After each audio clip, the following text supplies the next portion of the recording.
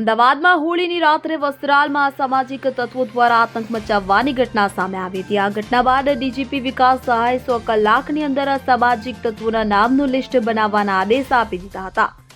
આ બાદ રાજ્યના અનેક શહેરોમાં પોલીસે અસામાજિક તત્વોનું લિસ્ટ બનાવ્યું છે. ત્યારે ડીજીપીના આદેશ બાદ ભાવનગર પોલીસે 90 જેટલા હિસ્ટ્રી સીટરોનું લિસ્ટ બનાવી 6 શખ્સોને પાસા હેઠળ ધકેલ્યા છે.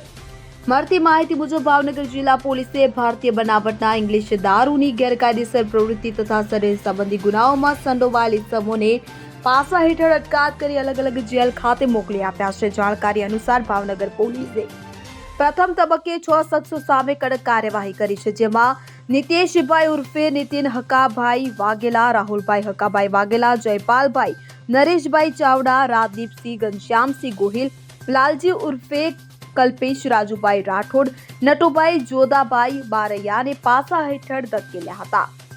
અમીન પાયક સાથે CN24 ન્યૂઝ ભાવનગર. હવે જુઓ દેશ દુનિયાની તમામ ખબરો તમારી આંગળીના ટેરવે.